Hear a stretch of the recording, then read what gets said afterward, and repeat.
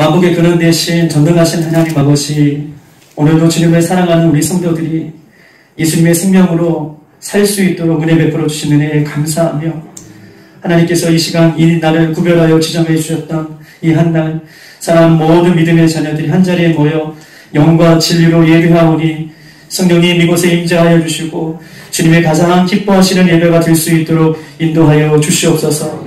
성령님 이 시간에 함께하여 주시어서 우리의 제약된 이 습관을 내려놓고 주님이 기뻐하시는 것이 무엇인지를 분별하여 주님의 합한 마음으로 살 수 있도록 인도하여 주시옵소서.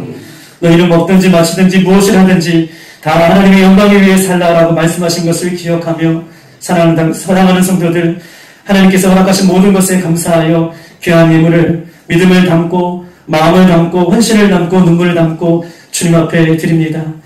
어떤 일은 주일 헌금으로, 어떤 일은 10의 1조 헌금으로, 어떤 일은 감사 헌금으로, 선교 헌금으로, 여러 가지 목적 헌금으로 주님의 것을 구별하여 주님의 옆에 드리오니 주님 받아 주시옵소서.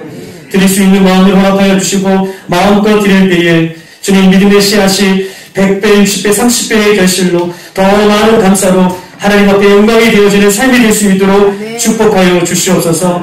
하나님, 코로나와 여러 가지 환경과 여건으로 어려움 당하고 있는 사랑하는 성도들의 가정과 사업장을 지키시고 보호하여 주시옵소서. 하나님, 가정마다 사업장마다 힘이 되신 여호와 하나님을 바라보며 이 어려운 시기들을 잘 극복할 수 있도록 하늘의 신령한 은혜를 덧입혀 주시옵소서. 하나님, 하나님의 사역을 감당하는 모든 가정들마다 사역장마다 하나님 믿음의 경주에서 하나님 게으르지 않게 하여 주시고 하나님께 주시는 그 믿음의 은혜를 날마다 머금고 하나님을 향하여 천국 백성이 갖는 아름다운 모습으로 살아갈 수 있도록 인도하여 주시옵소서. 영과 육을 치료하시는 나파의 하나님, 이 시간 하나님 기도합니다. 우리의 연약한 육체를 붙들어 주시고 연약한 영혼을 붙들어 주셔서 주님의 보혈로, 주님의 십자가로, 주님의 권세로, 주님의 능력으로, 주님의 예수 그리스도의 이름으로 치유하여 주시고 염려와 근심과 걱정의 마음들을 떠나가게 해주셔서 오늘 주님께서 우리에게 자유를 주실 때에, 기쁨을 주실 때에, 행복을 주실 때에 하나님을 향하여 영광이 되어지는 삶과 우리의 모습이 될 수 있도록 치유하여 주시옵소서. 이 시간 하나님 다 구하지 못한 것도 하나님께서 아시오니 이 시간 하나님의 때에 하나님의 방법으로 인도하여 주셔서 날마다 주님과 동행하는 감사가 넘치는 삶이 될 수 있도록 인도하여 주시옵소서. 모든 것들 위에 우리에게 넘치도록 주시는 우리 하나님을 찬양하며 우리 주 예수님의 이름으로 감사하며 기도드려옵나이다. 아멘. 오늘 하나님의 말씀 보시겠습니다. 마태복음 13장에 있는 말씀. 오늘 하나님의 말씀은 마태복음 13장입니다.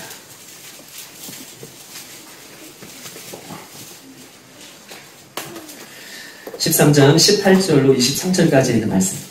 마태복음 13장 18절로 23절.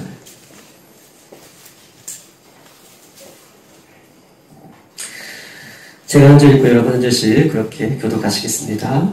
그런즉 씨 뿌리는 비유를 들으라. 아무나 천국 말씀을 듣고 깨닫지 못할 때에는 다른 자가 와서 그 마음에 뿌려진 것을 빼앗나니 이는 곧 돌가에 뿌려진 자요. 돌밭에 뿌려졌다는 것은 말씀을 듣고 즉시 기쁨으로 받되 뿌리가 없어 잠시 견디다가 말씀을 인하여 환난이나 학대가 일어날 때에는 넘어지는 자요. 가시 떨기에 뿌려졌다는 것은 말씀을 들으나 세상의 염려와 재물의 유혹의 말씀이 막혀 결실하지 못하는 자요. 좋은 땅에 뿌려졌다는 것은 말씀을 듣고 깨닫는 자니 결실하여 어떤 것은 100배, 어떤 것은 60배, 어떤 것은 30배가 되느니라. 아멘. 우리는 정말 말씀의 호수 시대에 우리나라는 또 우리는 살고 있는 것 같습니다. 새벽 예배, 수요 예배, 금요 예배, 주일 예배. 특별히 우리는 그런 예배뿐만 아니라 인터넷이나 유튜브나 또 기독교 TV나 또 극동방송이나 라디오나 여러 가지 신앙서적을 통해서 우리는 얼마든지 하나님의 말씀을 접할 수 있는 시대에 살고 있는 것은 참으로 감사한 일이죠. 왜냐하면 북한과 중국, 이슬람권에서는 이렇게 하나님의 말씀을 듣고 싶어도 듣지 못하는 안타까움이 있기 때문에 우리는 말씀의 홍수 시대에 살고 있다는 것은 참으로 기쁘고 행복하고 감사한 일인 것입니다. 우리가 말씀을 들을 때마다 이렇게 말씀을 접하지 못하는 나라와 민족을 위해서 더욱더 기도할 수 있는 우리들이 되길 소망합니다. 말씀의 홍수 시대에 우리는 살고 있음에도 불구하고 우리들의 모습은 한번 생각해 보십시다. 말씀의 홍수 시대에 늘 우리가 살고 있었음에도 불구하고 우리는 말씀이 철철철 넘치는 삶 가운데, 환경 가운데 놓여 있지만 우리는 더 새로운 것, 더 귀한 것, 더 신선한 것. 말씀이 없어서가 아니라 말씀이 철철철 넘치는 시대에 우리는 살고 있지만 우리의 심령은 더 새로운 것, 더 귀한 것, 더 신선한 것. 이것들을 추구하다가 이단들이 설파하는 어떤 신선한 것이다 라고 하는 말에 유혹에 넘어져서 때로는 믿음의 경주에서 연약한 모습으로 드러나는 삶을 곳곳에서 우리는 찾아볼 수 있습니다. 중요한 것은요, 이 시대가 새로운 말씀이 없어서가 아니라 우리의 새로운 말씀이 없어서 우리의 심령이 가난한 것이 아니라 이전에 듣던 말씀, 오늘 또 들려주실 때에 그 말씀 한 절을 내 삶 가운데 실천하지 못함으로, 내 삶 가운데 붙들지 못함으로 우리는 우리의 심령이 가난하고요, 공허하고요, 탈진이 오고 영적인 문제가 생기는 것이죠. 말씀이 없어서가 아니라 그 예전에 듣던 말씀, 늘 말씀이 충만한 모습으로 우리 가운데 늘 말씀이 놓여 있지만 그 말씀 한 절이라도 내 삶 가운데 붙들고 내 삶 가운데 실천하지 못하기 때문에 우리가 영적인 문제가 생기고 우리 안에 영적으로 탈진이 생기고 우리 안에 영적으로 갈급함이 생긴다라고 하는 것입니다. 홍수 때에 물이 범람하여 물천지가 되어도 정작 마신 물이 없듯이 오늘날 여러분이 이 말씀의 홍수 시대에 살고 있지만 우리 영혼이 시들지 않고 살 수 있는 길은 우리의 영혼이 이 말씀의 홍수 시대에 살면서도 우리 영혼이 메말리지 않는 비결은 말씀의 한 절이라도 그 말씀을 끌어안고 그렇게 부담감을 갖고 실천해낼 때 말씀은 능력이기 때문에 오히려 내가 힘들더라도 말씀을 끌어안고 실천해낼 때 내 영혼이 사는 것입니다. 이것이 영적인 비결이에요. 내가 이렇게 힘든데 내 환경이 이렇게 어려운데 내가 어떻게 이거 더 할 수 있어? 그러지만 하나님의 말씀이 들려질 때에 그 말씀을 끌어안고 내가 삶으로 실천하며 어렵지만 부담감이 있지만 그렇게 살아갈 때 말씀은 능력이기 때문에 내가 살아나고 주위가 살아나고 주변의 많은 영혼들이 같이 살아나는 역사가 그때 일어나는 것이다 라고 성경은 이야기할 수 있습니다. 우리 사랑하는 우리 빌라델비아의 모든 성도들은 이 말씀의 홍수 시대에 살면서도 말씀을 실천해내는 하나님의 거룩한 자녀로 하나님의 거룩한 신부로 청지기로 하나님의 나라로 그렇게 주님 다시 오실 때까지 살아낼 수 있는 저와 여러분이 되시기를 주님의 이름으로 축복합니다. 아멘. 저희는 한 2주 동안 걸쳐서 천국에 대해서 말씀을 드렸어요. 천국은 밭에 감추어 있는 밭에 감추어 있는 보화와 같은 이 모습이 있는데 천국은 진주를 구하는 장사와 같다. 그리고 천국은 바다에 그물을 쳐놓고 각종 물고기를 모으는 그 그물과 같다라고 말씀을 드렸습니다. 왜 이렇게 천국에 대해서 말씀하실까라고 생각할 때 늘 저에게 좀 부담감이 있어요. 왜냐하면 시대가 이 마지막이고 마지막 때를 우리가 살고 있다라고 얘기하는데 우리가 천국을 준비하고 있지 아니한다면 많은 분들이 이 시대가 시대의 말이라고 말씀을 하고 계시고 선포하고 계시는데 우리가 늘 이렇게 깨어있어서 천국을 준비하고 있지 아니한다면 잠언 1장 32절 33절에 이렇게 말씀하고 있습니다. 잠언 1장 32절 33절 미련한 자들은 제멋대로 행동하다가 죽고 어리석은 자들은 태만히 행하다가 망할 것이다. 그러나 내 말을 순종하는 사람들은 안전하게 살고 해를 걱정하지 않고 평안할 것이다. 아멘. 시온 성경에는요. 미련한 자들은 제멋대로 행동하다가 죽고 어리석은 자들은 태만히 행하다가 어떻게 해요? 망하지만 그러나 하나님의 말씀을 순종하는 자들은 안전하게 살고 해를 걱정하지 않고 평안할 것이다. 주님의 나라가 언제 올지 우리는 알 수 없으니 늘 이 천국에 대한 준비하는 마음이 있어야만 우리가 안전하게 살 수 있고 영원한 삶을 우리가 늘 기대하는 마음으로 소망하는 마음으로 이 땅에서 지치지 않기 때문에 우리의 믿음이 지치는 이유는요. 그 목적이 뚜렷하지 않을 때 지치는 거예요. 천국에 대한 소망과 천국에 대한 그 믿음이 우리 가운데 정확하게 있을 때에 우리의 믿음이 지치지 않는 것입니다. 그렇기 때문에 우리가 이 천국에 대한 이 마음을 준비하고 있어야 할 됨을 성경 우리에게 이야기하고 있는 것이죠. 오늘 마태복음 13장도 그 천국에 대한 비유를 오늘 계속해서 한 번 더 우리에게 이야기하고 있는 것입니다. 마태복음 13장 오늘 18절에서 23절에 있는 말씀은 천국은 씨 뿌리는 것에 대한 비유로 말씀하고 있는 것이죠. 여러분 한번 보십시다. 씨 뿌리는 자, 천국. 농부의 소원은 무엇일까요? 농부의 소원은 좋은 땅을 만들어서, 좋은 밭을 만들어서 그 밭에 씨를 뿌리고 그 씨가 풍성한 열매를 맺는 것이 농부의 소원인 것입니다. 그렇다면 우리 예수님의 소원은 무엇일까요? 예수님의 소원은요, 농부의 소원보다 더 귀한 소원을 갖고 계시는데, 우리 한 사람 한 사람이 좋은 밭이 되어서 하나님의 말씀이 떨어졌을 때에 그 말씀의 열매가 우리 삶 가운데 주렁주렁 맺혀지는 것이 우리 한번 예수님의 소원일 것입니다. 오늘 본문은요, 우리가 너무나 잘 알고 있는 씨 뿌리는 비유이지만 사람들은 이 본문을 자칫 오해하며 읽을 때가 참 많아요. 어떤 오해를 하냐 하면, 저 사람은 길가밭이고 저 사람은 돌밭이고 저 사람은 가시밭이다.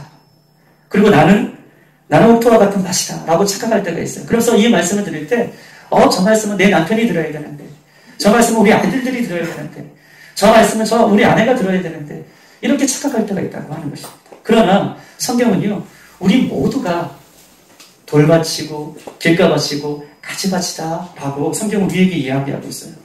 성경은 이렇게 우리에게 하시는 말씀을 들을 때 우리에게 은혜가 있는 것을 믿습니다. 아멘. 다른 사람이 아니라 나에게 주시는 말씀으로 성경은 우리에게 이야기하고 있어요. 우리 본문 3절을 읽지 않았지만 우리 한번 3절 한번 읽어보십시다. 3절 4절 한번 읽어보십시다. 시작. 예수께서 비유로 여러 가지를 그들에게 말씀하여 계시되, 씨를 뿌리는 자가 뿌리러 나가서 뿌릴새 더러운 길가에 떨어지면 새들이 와서 먹어버리고, 예수께서 비유로 여러 가지를 말씀하시되 씨 뿌리는 자가 뿌리러 나갈새라고 얘기하고 있어요. 이 씨 뿌리는 자라고 했을 때 이 씨 뿌리는 자는 누구냐면 예수님을 말씀하고 계시는 것입니다. 씨 뿌리는 자가 길가에 나가서 씨를 뿌릴 때 이 씨 뿌리는 자는 예수님을 얘기해요. 그러면 이 씨는 무엇입니까? 우리 늘 알고 계시잖아요. 씨는 무엇일까요? 하나님의 말씀이에요. 우리 한번 19절 한번 읽어보십시다. 19절 시작. 아무나 천국 말씀을 듣고 깨닫지 못할 때는 악한 자가 와서 그 마음에 뿌려진 것을 빼앗으니 이는 곧 길가에 뿌려진 자요. 아무나 천국 말씀을 듣고 깨닫지 못한다 라고 말씀하셨던 것처럼 이 천국의 말씀에 대해서 이야기하면서 이 씨를 비유하고 있는 거예요. 즉 다시 말해서 씨 뿌리는 자는 예수님이시고 씨는 천국에 대한 말씀, 하나님에 대한 말씀, 예수님의 말씀이 씨다라는 것을 비유적으로 성경께서는 우리에게 이야기하고 있는 것입니다. 그렇다면 왜 많은 이 비유를 예수님께서 들 수도 있는데 씨를 하나님의 말씀, 예수님의 말씀이라고 이렇게 비유하면서 설명을 하고 있을까요? 예수님께서. 왜 하필이면 씨에 대해서 천국을 말씀을 비유하고 있을까요? 이것은 세 가지 의미가 있습니다. 첫 번째, 씨는요, 생명이 있다는 것이에요. 천국은, 씨는 생명이 있다는 것을 비유적으로 말씀하고 계시는 것입니다. 씨에 생명이 없으면 뿌리도 내릴 수 없고, 씨에 생명이 없으면 열매를 거둘 수 없죠. 그러나요, 이 추운 겨울, 온 땅이 죽어 있는 것 같지만 이 겨울이 지나서 봄이 되면 죽어 있는 그 땅에 씨앗이 뿌리가 내리고 새싹이 돋는 것은 그 안에 뭐가 있기 때문에? 맞아요. 생명이 있기 때문에. 씨는 반드시 생명이 있는데 그 생명 때문에 어떻게 해요? 열매가 되고 뿌리가 자라는 것입니다. 예수님의 말씀은 곧 생명인 줄 믿습니다. 예수님의 말씀은 생명이기 때문에 그 예수님의 말씀이 들어가는 영혼들마다 어떤 현상이 나타나냐면, 말씀은 곧 씨라고 얘기했고 씨는 생명이라고 얘기했는데, 하나님의 말씀이 생명이 영혼들에게 들어가면 귀신이 떠나가고 죽은 영혼이 살아나며 병든 영혼이 치유되고 모든 영혼이 다시 살아나는 것이 할렐루야. 그것이 말씀의 능력이고 말씀에 생명이 있다는 것은 증거죠. 예수님의 말씀이 들어가면 귀신이 떠나가고 죽은 영혼이 살아나며 병든 영혼이 치유되는, 오늘 그런 역사가 오늘 이 시간에 있기를 소망합니다. 베드로전서 1장 23절 이렇게 써 있습니다. 너희가 거듭난 것은 썩어질 씨로 된 것이 아니요 썩지 아니할 씨로 된 것이니 살아있고 항상 있는 하나님의 말씀이로다. 아멘. 할렐루야. 우리가 거듭나는 것은 썩어질 씨로 된 것이 아니라 썩지 아니할 씨로 된 것인데, 그 씨는 무엇이냐면 하나님의 항상 있는 말씀이다 라고 베드로전서 1장 23절에는 그렇게 얘기하고 있어요. 우리가 살아나는 것은, 거듭나는 것은 썩어지는 씨로 된 것이 아니라 항상 있는, 썩지 아니하는 하나님의 말씀으로 우리가 되는 것이다. 즉 다시 말해서 하나님의 말씀은 생명력이 있다. 씨는 생명력이 있기 때문에 예수님께서 씨를 하나님의 말씀으로 맞아요. 비유하고 있는 것입니다. 두 번째 씨의 특징은 무엇일까요? 씨가 가지고 있는 특징은요, 아주 작지만 보잘것없지만 야, 이 씨가 뭐 어떻게 되겠어? 이렇게 보이지만 씨 안에는 능력이 있습니다. 할렐루야. 씨 안에는 능력이 있다는 것이죠. 나중에 그 씨가 싹이 나서 몇 배 성장하는 것처럼 그 보잘것없는 씨가 능력이 있기 때문에 성장을 한다는 것입니다. 말씀은 우리가 말씀을 들으면 들을 때 어떤 마음이 드냐면 그 말씀 같고 저 말씀이 저 말씀 같은데 이렇게 생각이 들 때가 있어요. 말씀을 늘 듣다 보면 그 말씀은 그 말씀 할 것 같고 저 말씀은 저 말씀 같은데 이런 느낌이 들 때가 있습니다. 그런데 하나님 말씀은 능력이 있어서 언젠가는 그 말씀이 나에게 심겨질 때에 가장 내 삶의 결정적인 순간에 그 말씀이 나를 붙들어주는 능력이 있는 줄 믿습니다. 할렐루야. 그렇기 때문에 하나님의 말씀은 능력이 있다. 씨는 능력이다 라고 얘기하는 거예요. 보잘것없는 씨 무엇이 되겠어? 그런데 엄청나게 성장하는 것처럼 이 말씀을 들을 때 그 말씀이 그 말씀 같고 저 말씀이 저 말씀 같은데 라고 들려지더라도 그 말씀이 내 심령 가운데 심었을 때는 결정적인 순간에 우리 아이들을 붙들고 우리를 붙들고 나를 붙드는 능력이다 라고 성경은 이야기하고 있는 것입니다. 씨는 마지막으로 어떤 특징이 있습니까? 씨는 반드시 열매가 있다는 것이 특징입니다.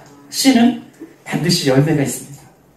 오늘 본문에서도 100배, 60배, 30배 반드시 열매를 거둔 것처럼 하나님의 말씀은요, 중요한 것인데요, 반드시 열매가 있습니다. 하나님의 말씀은 반드시 열매가 있다는 것이죠. 이것을 믿지 않기 때문에 하나님의 말씀이 반드시 열매가 있다는 것을 우리가 때로는 믿지 않기 때문에 말씀대로 살아도 그만, 말씀대로 살지 않아도 그만, 이런 마음이 깔려있는 거예요. 여러분 한번 보십시다. 하나님의 말씀 반드시 열매가 있다. 이것을 믿는다면 우리가 어떻게 하나님의 말씀을 하나님의 말씀으로 받고 우리 삶 가운데 실천하지 않을 수가 없어요. 하나님의 말씀이 반드시 열매가 있다라고 생각하는 사람은 그 모습과 그 믿음의 자세가 달라질 거예요.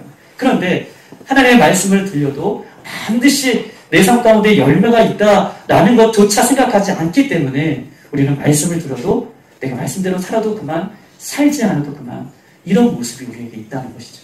그러나 하나님의 말씀은 반드시 열매가 있습니다. 로마서 1장 13절 말씀을 통해 전도의 열매를 맺는다라고 얘기하고 있어요. 로마서 6장 23절 말씀을 통해 거룩한 열매를 맺는다라고 말씀하십니다.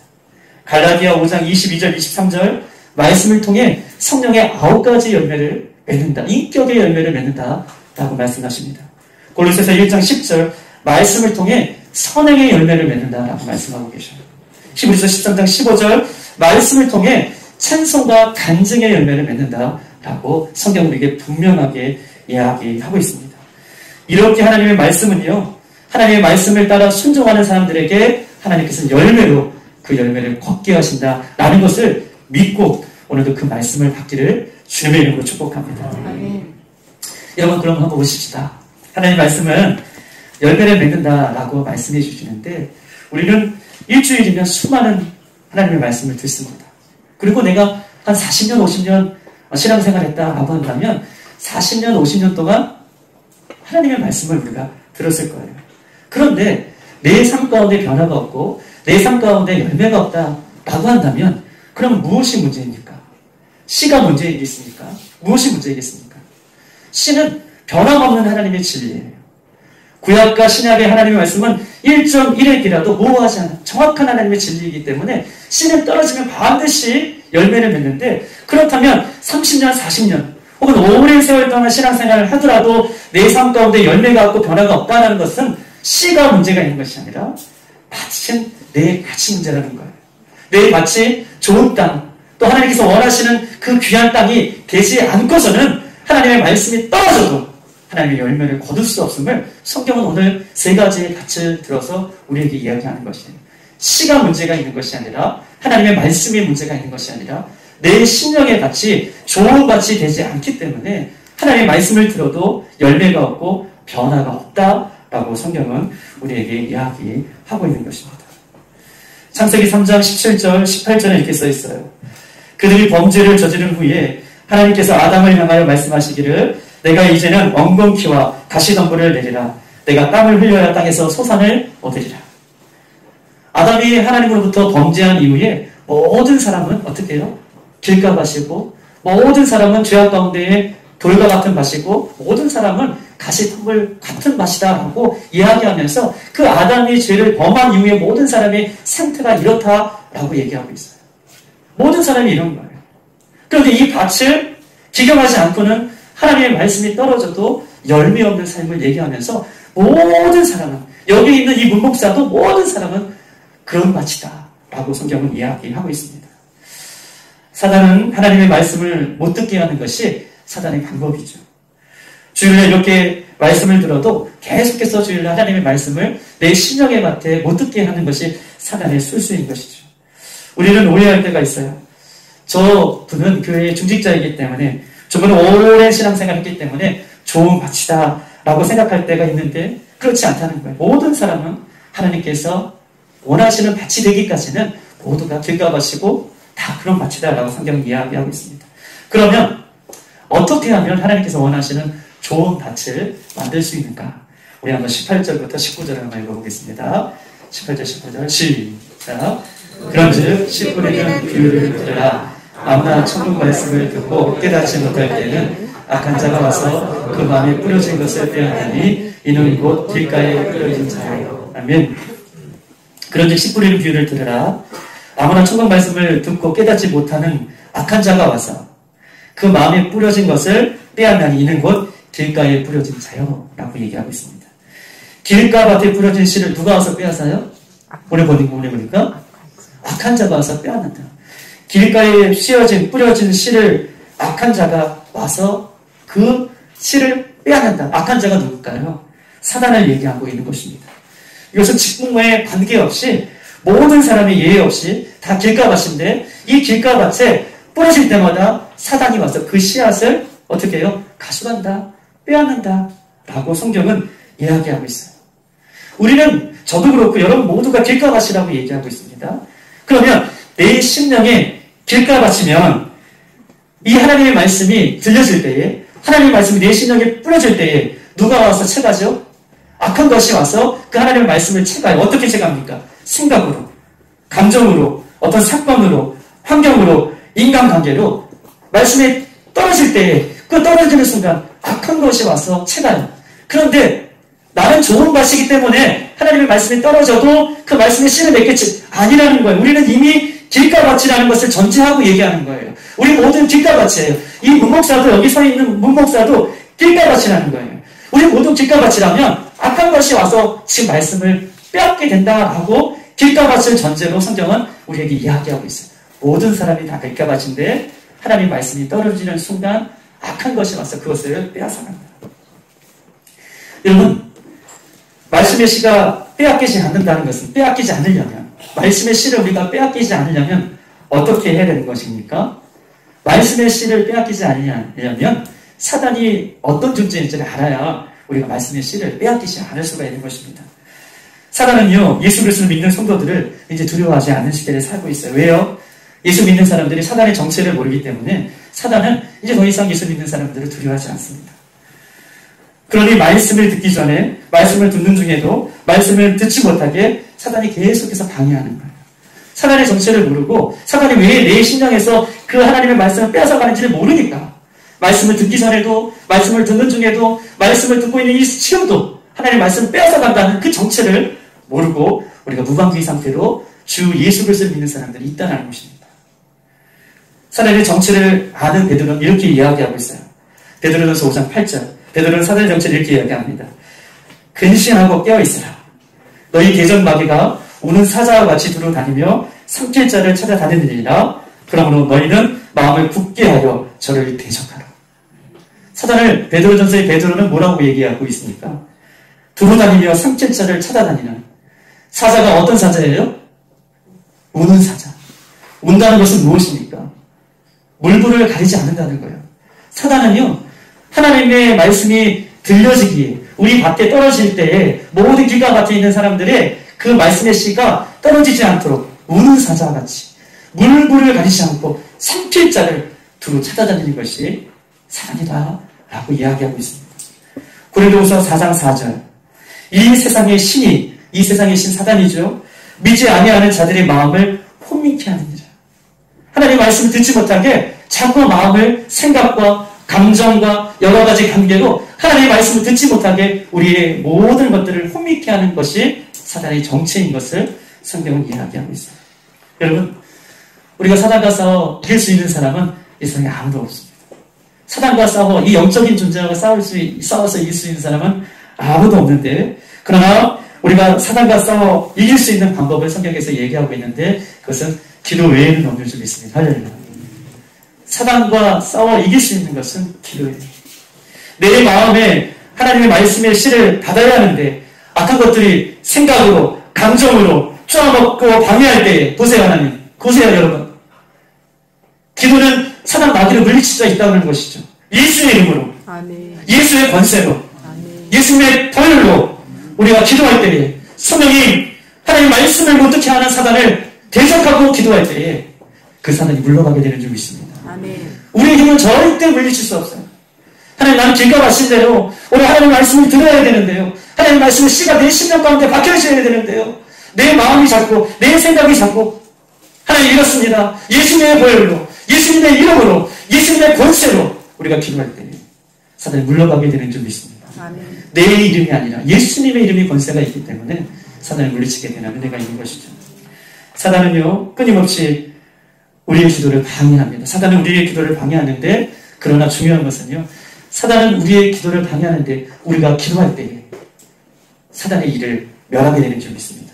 사단은 우리의 기도를 방해하지만 우리가 기도할 때 사단의 일을 파쇄하게 되고 사단의 일을 멸하게 되는 그런 능력이 있다는 것이죠. 철로역정을 쓴 존 버년, 이 철로역정을 쓴 존 버년이 오늘 어느 그 목사님이 설교 시간에 이 마태복음 13장의 이야기를 설교하셨다고 얘기해요. 여러분들 열매가 없는 삶은 수십 년간 또 믿음 생활해도 여러분 하나님의 말씀이 떨어지는 순간 모든 그 사단이 하나님의 말씀을 쪼아먹기 때문에 여러분 살았다는 이름을 가졌으나 속은 우리가 섞고 있는 것입니다. 라고 얘기해요. 이 말은 아무것도 아닌 것 같지만 이 말을 들은 좋은 번역은 충격을 받아요. 내가 몇십 년 동안 하나님 위해서 열심히 살고 내 삶 가운데 모든 것들을 헌신하고 투자하고 하나님 위해서 산다고 얘기했지만 그렇구나. 하나님의 말씀이 들려주는 순간 사단이 내 안에서 내 심령의 밭에 그 말씀을 빼앗아갔구나 라는 것을 알고요. 존 버년이 그 자리에서 무릎을 꿇어요. 그럼 하나님 앞에 회개합니다.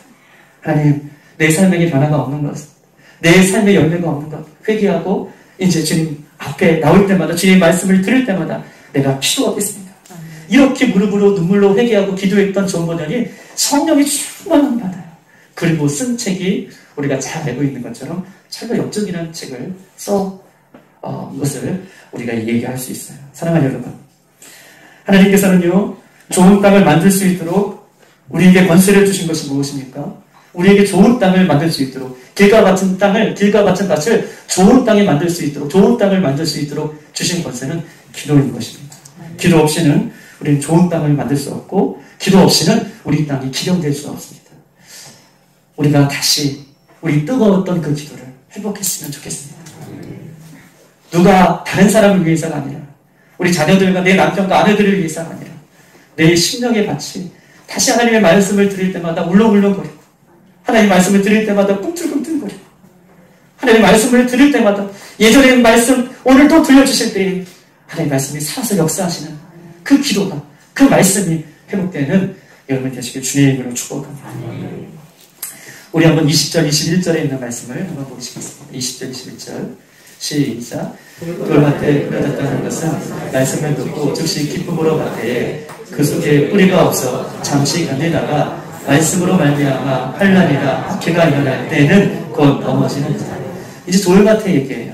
우리 모두는 돌밭이라는 전제를 하고 예수님께서 우리에게 이야기하고 있어요. 때로는 내 인생의 어떤 경험과 연수, 내 인생의 신앙의 연수, 신앙의 경험들이 있잖아요. 우리는 모두가 30년, 40년 했으면 30년, 40년의 경험과 연수가 있어요.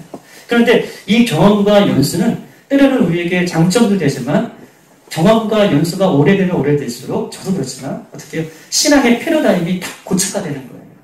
이거 아니면 안 되는 것이죠. 때로는 이것이 우리가 정말 소중해요. 왜냐하면 진리는 변할 수 없기 때문에 진리의 말씀을 고수하는 것은 너무 좋지만 때로는 이것이 고착화되어서 형식화되어지고 정교화되어지고 오늘 이 마태복음 13장은 바리새인들과 서기관들에 대해서 이야기하는 거예요.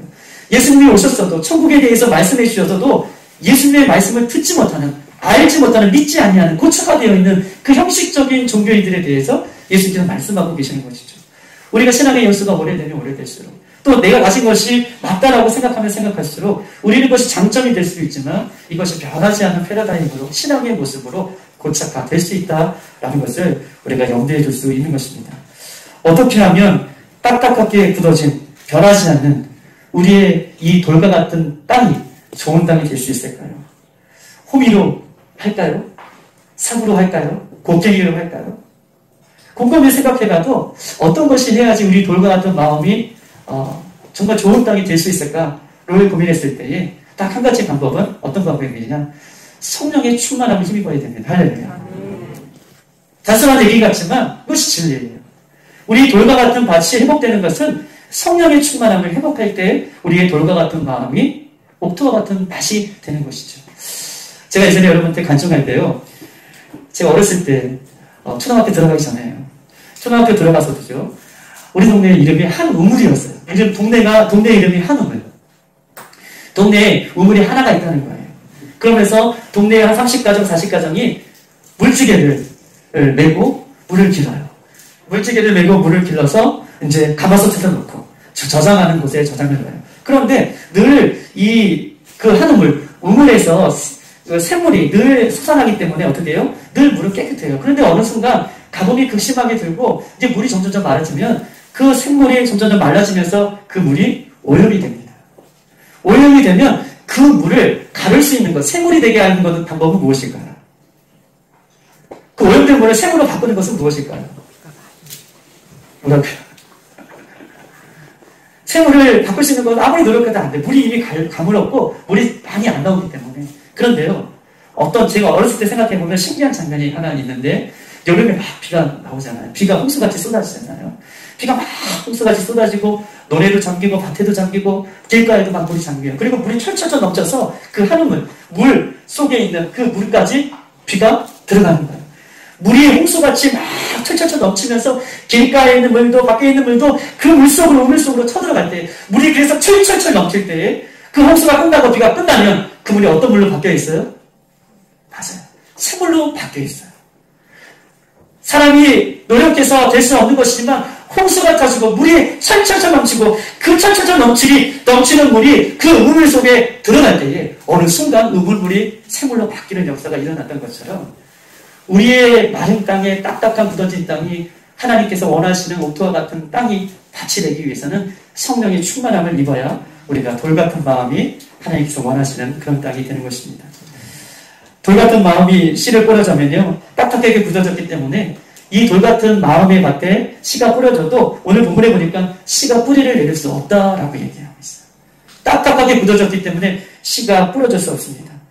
뿌리를 내릴 수 없는 씨가 오늘 본문에 보니까 잠시 기쁨을 누리지만 곧 어려움이 찾아오면 견디는 것 같지만 딱딱한 밭에 떨어져서 씨가 견디는 것 같지만 뿌리를 내릴 수 없기 때문에 어려움이 찾아오면 시험과 환란이 찾아오면 그 씨는 견딜 수가 없어서 넘어진다. 그 밭은 씨를 열매를 맺을 수 없다라고 성경 우리에게 이야기하고 있습니다. 성령님의 도움 없이는 돌밭을 좋은 밭으로 절대 만들 수 없음을 성경은 우리에게 이야기하고 있어요. 사도 바울은 우리가 잘 알고 있습니다. 사도 바울은요, 교만한 사람들의 최고봉이었죠. 사도 바울은요, 그 어떤 사람도 그를 무너뜨릴 수 없었습니다. 그런데요, 스데반을 죽이고 또 스데반을 죽이는 사람들의 추종자였던 세력들이 이 사도 바울을 중심으로 그를 돌로 치려고 죽일 때, 돌로 스데반을 죽일 때 스데반의 얼굴이 어떻게 됐냐면 성령의 충만하여서, 스데반의 얼굴이 돌에 맞아 죽는데에도 성령의 충만하여서 그들에게 이렇게 고백해요. 하나님 아버지, 저들이 몰라서 그리오니 저들의 죄를 용서해달라고. 그 모습을 본 이 바울이 충격을 받아요. 그 그리고 사도행전 9장에 다메섹 도상에서 그럼에도 불구하고 예수 믿는 사람을 잡아 죽이려고 그렇게 쫓아갈 때 비치신 성령의 음성을 듣잖아요. 그리고 그가 그 인생이 거기서 꼬꾸라집니다. 그리고 그가 성령의 힘을 입어 어떻게 해요? 돌과 같은 그 인생이 옥토와 같은 인생이 되어서 그 심령에 말씀이 떨어지는 대로 말씀의 능력이 일어난 사도 바울의 모습을 우리 성경은 우리에게 증거하고 있어요. 그 밭에 옥토와 같이 바뀐 밭에 말씀이 떨어지는 대로 성령의 역사가 일어나는 것을 보게 됩니다. 베드로는요, 예수님을 3년 동안 따라다녔습니다. 그는 딱딱하게 굳어진 밭을 가지고도 예수님을 3년 동안 따라다녔어요. 그런데 요한복음 21장에 부활하신 예수님을 그가 만나죠. 그리고 예수님께서 그에게 사도행전 1장에 들어와서 그에게 이렇게 약속하십니다. 베드로에게 성령을 기다리라. 성령을 기다리라. 마가의 다락방의 백신 문도가 성령을 하나님께서 예수님께서 말씀하신 그 약속의 말씀을 기다리고 성령을 충만함을 기다릴 때 어떻게 해요? 불의 효같이 강한 극하고 성령의 바람이 그 모인 사람들 가운데 임해요. 그리고 그 모인 사람 가운데 충만하게 바뀌었던, 충만하게 임하여서 그 베드로를 바꾸어 주셔서 하나님은 그를 사도행전의 역사의 주인공으로 삼아주십니다. 네. 우리도 이와 같습니다. 우리 교회도 모일 때마다 우리 교회는 늘 성령의 충만함이 살아있는 교회예요. 그럼에도 불구하고요, 우리의 심령은 가만히 있으면 늘 날마다 옥탑 같은 밭이 되는 것이 아니라 우리의 심령은 가만히 있으면 가만히 있을수록 성령의 충만함을 더듬는 것이 아니라 우리는 돌과 같은 밭, 길과 같은 말이 될 수밖에 없어요. 그것을 이길 수 있는 것은 우리 교회는 특별하게 성령의 역사가 일어남에도 불구하고 우리는 더 성령의 충만함을 위해서 기도해야 되는 것을 믿습니다. 아멘.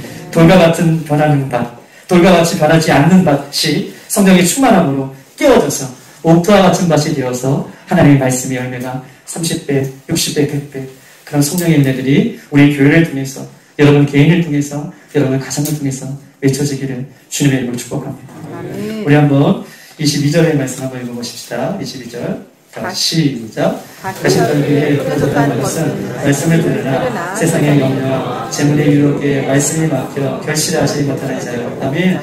가시 떨기에 벌어졌다는 것은 말씀을 들으나 세상의 염려, 재물의 유혹 이런 것을 통해서 말씀이 막혔다. 그리고 결실하지 못한다. 라고 이야기하고 있습니다. 사단은요, 세상의 염려와 근심과 걱정 이런 것들을 항상 믿는 사람들에게 집어넣어줘요. 우리가 예수를 믿으면서도 세상의 염려와 근심과 걱정에 대한 마음을 품었다는 것은요, 세상의 염려와 근심은 하나님 앞에 속한 것이 아니라 사단에게 속해 있어요. 사단이 주는 것이 무엇입니까? 사단이 주는 것은 세상의 염려와 근심과 걱정, 재물에 대한 염려 이런 것을 준다고 얘기하잖아요. 사단이 주는 것은 이런 것이에요. 그러나 하나님께서 주시는 것은 어떤 것입니까? 우리 마태복음 6장 25절 34절 내 목숨과 내 몸을 위하여 무엇을 먹을까? 무엇을 입을까? 염려하지 말라. 공중에 나는 새를 바라봐라. 들의 백합화를 봐라. 내가 입히고 먹이지도 않는데 그렇게 자라가는 것처럼 내가 너희를 그렇게 공급해 주겠다. 그러면서 너희는 먼저 그의 나라와 그의 의를 봐라. 이 모든 것을 너희에게 더하시리라. 할렐루야. 이 말씀을 믿길 바랍니다. 사단은요, 우리에게 세상의 염려, 근심, 재물에 대한 위협 이런 것들을 우리에게 넣어주어서 이런 것들 때문에 우리가 넘어지고 하나님의 말씀을 들을 때에 그 염려 때문에, 근심 때문에 하나님의 말씀의 씨가 내 땅에 뿌려지지 않지만 하나님께서 염려하지 말라라고 말씀하고 계시네요. 그리고 내가 이 모든 것을 너희에게 더해 주시겠다라고 성경은 우리에게 이야기하고 있는 것입니다. 세상에 대한 염려와 걱정과 근심은 이 가시밭을 제거할 수 없습니다. 가시밭을 제거할 수 있는 길은 딱 한 가지가 있는데요. 오늘 마지막이에요. 가시밭을 제거할 수 있는 길은 하나님의 날선 말씀의 검 외에는 없습니다. 가시밭을 제거하는 것은 날선 검. 여러분 우리 시골에 사신 분들은 이 낫질 이런 것도 해보셨잖아요. 이 가시 엉겅퀴들을 제거할 수 있는 것은 날선 하나님의 말씀의 검 없다는 것을 이야기하고 있는 것이죠. 날선 검 하나님의 말씀 아니고는 가시밭을 제거하는 것처럼 말씀 외에는 그것들을 우리의 신약에서 걷어낼 것이 없습니다. 우리의 믿음의 삶이란, 여러분 보세요. 우리의 믿음의 삶이란, 우리의 신앙의 삶이란 무엇입니까? 우리의 믿음의 삶은 무엇이에요? 믿음의 삶은요, 하나님으로부터 시작해서 하나님으로 끝나는 것이 믿음의 삶이에요. 하나님으로부터 시작해서 하나님에 끝나는 것. 우리의 믿음의 삶, 천국 갈 때까지 우리의 믿음의 삶은 하나님으로 시작해서 하나님을 끝난다는 건 무엇입니까? 하나님의 말씀을 붙들고 시작해서 하나님의 말씀을 붙들고 천국에 가는 거예요. 할렐루야. 그래요. 우리의 믿음의 삶은, 신앙의 삶은 하나님부터 시작해서 하나님으로 끝나는 것인데, 하나님의 말씀을 붙들고 시작해서 하나님을 원하실 때까지 그 말씀의 믿음을 가지고 우리가 하나님 나라에 가는 것, 이것이 우리의 믿음의 삶인 것입니다. 반대로요, 근심의 삶은 무엇입니까? 근심의 삶. 그것은요, 자기로부터 시작해서 자기로 끝나는 것이 근심의 삶이에요. 자기로부터 시작해서 세상으로 시작해서 세상으로 끝나는 것이 근심의 삶입니다. 왜냐하면 내게로부터 오는 것은요, 불안정하기 때문에 그렇다는 것이죠. 세상이 나에게 주는 것은 늘 완전한 것이 아니라 불안정한 증거이기 때문에 나로부터 시작해서 나의 생각이나 감정이나 나로부터 시작해서 나로부터 끝나는 것은 늘 불안정해요. 세상으로부터 주어지는 것은 늘 잠시 기쁨을 얻을 수 있지만 세상으로부터 주어지는 것은 늘 불안정하기 때문에 그것을 의지하지 말 것이에요. 그것을 끊어낼 수 있는 방법은 무엇입니까? 달성금 하나님의 말씀으로 시작해서 말씀을 붙들고 살아가는 삶. 그 삶이 나의 가시덤불. 하나님으로부터 떨어지는 그 말씀을 옥토와 같은 말씀이 되게, 옥토와 같은 밭이 되게 하는 그런 능력이 말씀 외에는 없는 줄 믿습니다. 아멘. 좋은 땅을 만들 수 있는 것은 하나님의 말씀을 붙들고 살아가는 거예요. 말씀을 생각으로가 아닌 것이 아니라 오늘 하나님의 말씀을 주셨다면 그 말씀을 끌어안고 살아갈 때, 아까도 서두에도 말씀드렸다시피 힘들고 어렵지만 내가 살아나는 길이에요. 내가 옥토와 같이 되는 그 비결인 것입니다. 우리 주님은요, 내가 길가 바치고 내가 돌 바치고 가시 바치는 걸 너무나 잘 알고 있습니다. 우리 주님은 내가 그런 바치라는 걸 너무 잘 알고 있어요. 그럼에도 불구하고 오늘 우리를 너무나 사랑해 주셔서 우리의 심령의 밭에 또 하나님의 말씀의 천국의 복음을 씨앗을 우리에게 심어주세요. 아멘.